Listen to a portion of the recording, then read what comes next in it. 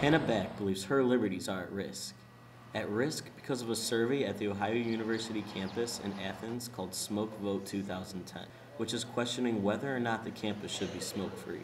Give me some freedom, please. I mean, I can't walk 10 minutes to smoke a cigarette every day. Ohio University isn't the first campus that has considered going smoke-free. In fact, over 300 colleges across the nation have already enforced this restriction, including 5 in Ohio. Campuses aren't the only public place that has banned smoking.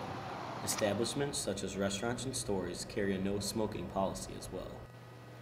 The smoke vote is outlined by the provisions already in place by these campuses and establishments in Ohio.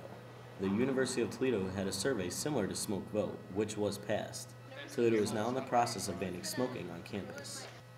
Terry Coons, the Associate Director of Health Promotion, explains why Ohio University wanted to look more into banning smoking on campus. So what we were looking at is, one, should we just move smoke-free rather than having to try to enforce how far people are away from whatever building? Many schools have gone to smoke-free, and some have gone to tobacco-free. The current smoking policy at OU is that you cannot smoke within 10 feet from any building. According to most smoking students, this policy isn't actually really enforced. The current restrictions aren't unreasonable. They say that you can't smoke 10 feet outside a building, but everyone does it anyways.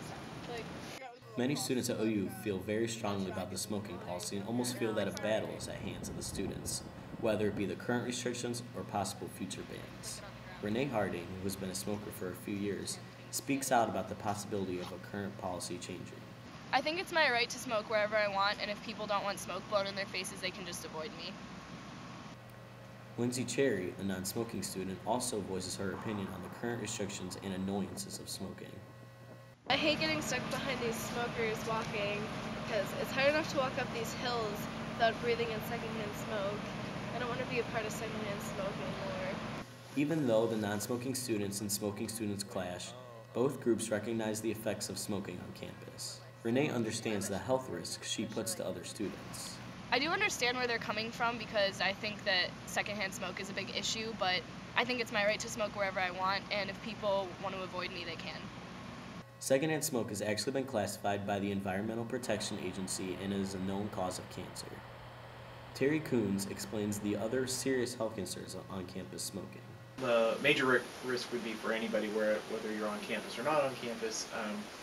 For the smoker would be the carcinogens and the effects of nicotine, particularly nicotine addiction.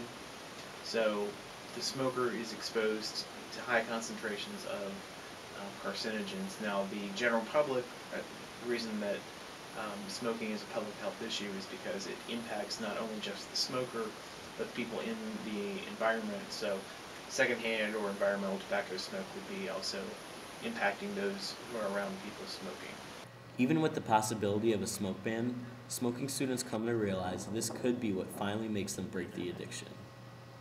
The campus-wide ban on cigarettes is passed. I guess I'll quit smoking. I mean, I have to.